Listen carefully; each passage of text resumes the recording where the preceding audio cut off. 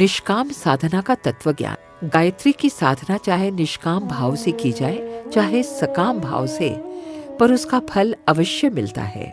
भोजन चाहे सकाम भाव से किया जाए चाहे निष्काम भाव से, उससे भूख शांत होने और रक्त बनने का परिणाम अवश्य होगा। गीता आदि सत्य शास्त्रों में निष्काम कर्म करने पर इसलिए जोर दिया गया है कि उचित रीति से सत्कर्म करने पर भी ये निश्चित नहीं है कि हम जो फल चाहते हैं वो निश्चित रूप से मिल ही जाएगा। कई बार ऐसा देखा गया है कि पूरी सावधानी और तत्परता से काम करने पर भी वो काम पूरा नहीं होता जिसकी इच्छा से यह सब किया गया था। ऐसी असफलता के अवसर पर साधक खिन्न, निराश, अश्रद्धालु न हो जाए और श्रेष्ठ साधना मार्ग से उदासीन न हो जाए, इसलिए शास्त्रकारों ने निष्काम कर्म को, निष्काम साधना को अधिक श्रेष्ठ माना है और इसी पर अधिक जोर दिया है। इसका अर्थ ये नहीं है कि साधना का श्रम निरर्थक चला जाता है या साधना प्रणाली ही संदिग्ध है। उसकी प्रामाणिकता और विश्वसनीयता में संदेह करने की तनिक भी गुंजाइश नहीं है। इस दिशा में किए गए प्रयत्न का एक क्षण भी निरर्थक नहीं जाता। आज तक जिन्होंने भी इस दिशा में कदम बढ़ाए हैं, उन्हें अपने श्रम का भरपूर प्रतिफल अवश्य मिला है। केवल एक अड़चन है कि सदा अभीष्ट मनोवांछा पूरी हो जाए, ये सुनिश्चित नहीं है। कारण ये है कि प्रारब्ध कर्मों का परिपाक होकर जो प्रारब्ध बन चुकी है, उन कर्म रेखाओं का मिटना कठिन होता है। ये रेखाएं कई बार तो साधारण होती हैं और प्रयत्न करने से उनमें हेरफेर हो जाता है, पर कई बार वे भोग इतने प्रबल और सुनिश्चित होते हैं कि उन्हें टालना संभव नहीं होता। ऐसे कठिन प्रारब्धों के बंधन में बड़े बड़ों को बंधना और उनकी यातनाओं को भुगतना पड़ा है। राम का वनगमन, सीता का परित्याग, कृष्ण का व्याध के वाण से आहत होकर स्वर्ग से धारना, हरिश्चंद्र का स्त्री पुत्रों तक को बेचना, नल द्वारा दमयंती का परित्याग, पांडवों का हिमालय में गलना, शब्द वेधी पृथ्वीराज का मल्लेच्छों द्वारा बंदी होकर मरना जैसी असंख्य घटनाएं इतिहास में ऐसी आती हैं जिनसे आश्चर्य होता है कि ऐसे लोगों पर ऐसी आपत्तियां किस कारण आ गईं। इसके विपरीत ऐसी घटनाएं हैं कि तुच्छ, साधनहीन और विपन्न परिस्थितियों के लोगों ने बड़े बड़े पद पर ऐश्वर्य पाए, जिन्हें देखकर आश्चर्य होता है कि दैवी सहायता से वो तुच्छ मनुष्य इतना उत्कर्ष प्राप्त करके बिना श्रम के समर्थ हो गए। ऐसी घटनाओं का समाधान प्रारब्ध के भले बुरे भोगों की अमिटता के आधार पर ही होता है।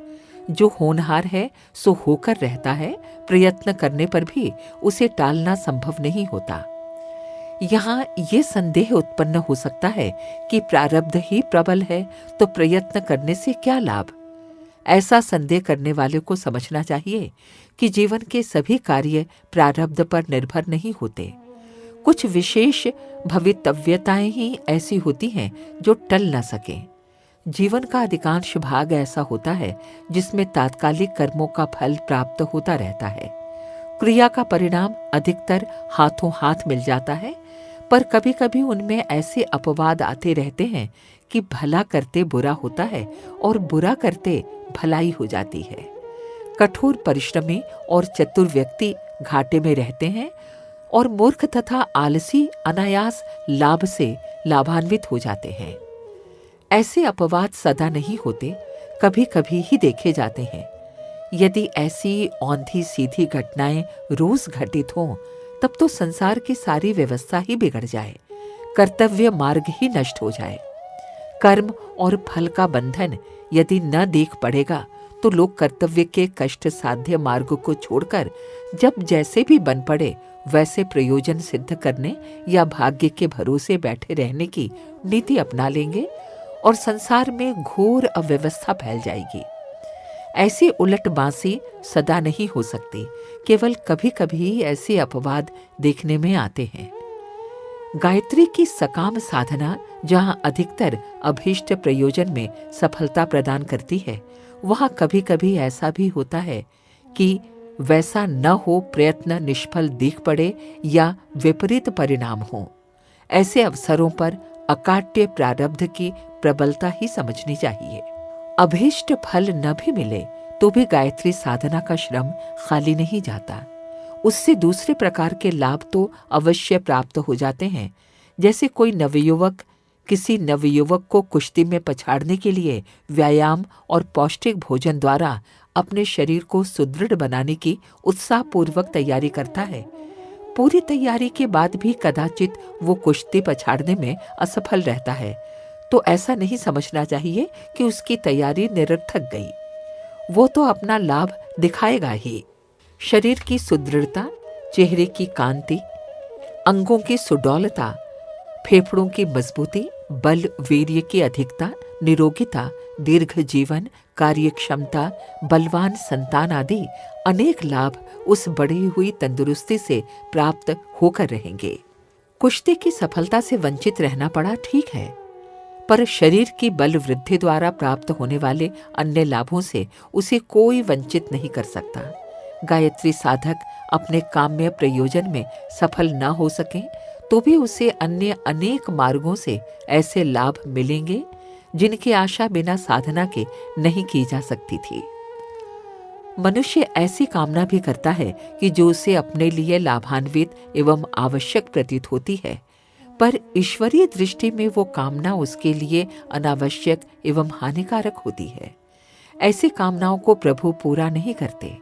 बालक अनेक चीजें मांगता रहता है, पर माता जानती है कि उसे क्या दिया जाना चाहिए और क्या नहीं। बालक के रोने चिल्लाने पर भी माता ध्यान नहीं देती और उस वस्तु से उसे वंचित रखती है जो उसके लिए उपयोगी नहीं। रोगियों के आग्रह भी ऐसे ही होते हैं। कुपथ्य करने के लिए अक्सर मांग किया करते हैं, पर चतुर परिचारक उसकी मांग को पूरा नहीं करते, क्योंकि वे देखते हैं कि इसमें रोगी के प्राणों को खतरा है। बालक या रोगी अपनी मांग के उचित होने में कोई संदेह नहीं करते। वे समझते हैं कि उनकी मांग उचित, आवश्यक एवं निर्दोष है। इतना होने पर भी वस्तुतः उनका दृष्टिकोण गलत होता है। गायत्री साधकों में बहुत से लोग बालक और रोगी बुद्धि के हो सकते हैं। अपनी दृष्टि से उनकी कामना उचित है, पर ईश्वर ही जानता है कि किस प्राणी के लिए क्या वस्तु उपयोगी है। वो अपने पुत्रों को उसकी योग्यता, स्थिति, आवश्यकता के अनुकूल ही देता है। असफल गायत्री साधकों में से संभव है कि किन्हीं को बाल बुद्धि की याचना के कारण ही असफल होना पड़ा हो। माता अपने बच्चे को मिठाई और खिलौने देकर दुलार करती है और किसी को अस्पताल में ऑपरेशन की कठोर पीड़ा दिलाने ले जाती है एवं कड़वी दवा पिलाती है। बालक इस व्यवहार को माता का पक्षपात, अन्याय, निर्दयता या चाहे जो कह सकता है, पर माता का हृदय खोलकर देखा जाए तो उसके अंतःकरण में दोनों बालकों के लिए समान प्यार होता है। बालक जिस कार्य को अपने साथ अन्याय या शत्रुता समझता है, माता की दृष्टि में दुलार का वही सर्वश्रेष्ठ प्रमाण है। हमारी असफलताएं, हानियां तथा यातनाएं भी कई बार हमारे लाभ के लिए होती हैं। माता भारी आपत्तियों को उस छोटे कष्ट द्वारा निकाल देना चाहती है। उसकी दृष्टि विशाल है, उसका हृदय बुद्धिमत्तापूर्ण है, क्योंकि उसी में हमारा हित समाया हुआ होता है। दुख, दारिद्र्य, रोग, हानि, क्लेश, अपमान, शोक, वियोग आदि देकर भी वो हमारे ऊपर अपनी महती कृपा का प्रदर्शन करती है। इन कड़वी दवाओं को पिलाकर वो हमारे अंदर छिपी हुई भयंकर व्याधियों का शमन करके भविष्य के लिए पूर्ण निरोग बनाने में लगी रहती है।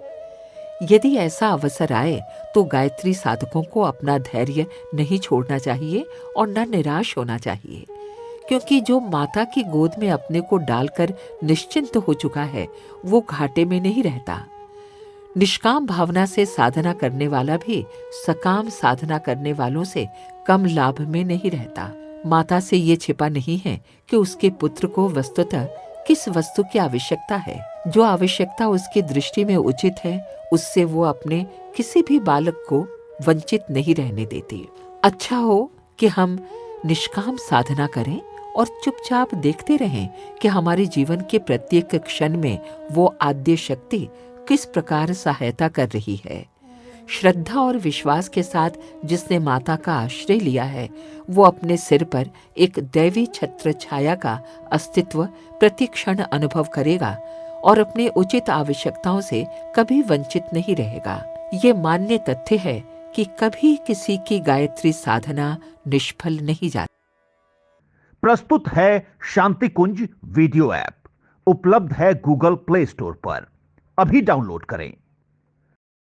हमारे YouTube चैनल शांति कुंज वीडियो गायत्री परिवार को सब्सक्राइब करें एवं बेल आइकन जरूर दबाएं ताकि गायत्री परिवार की विभिन्न गतिविधियों की जानकारी आपको मिलती रहे।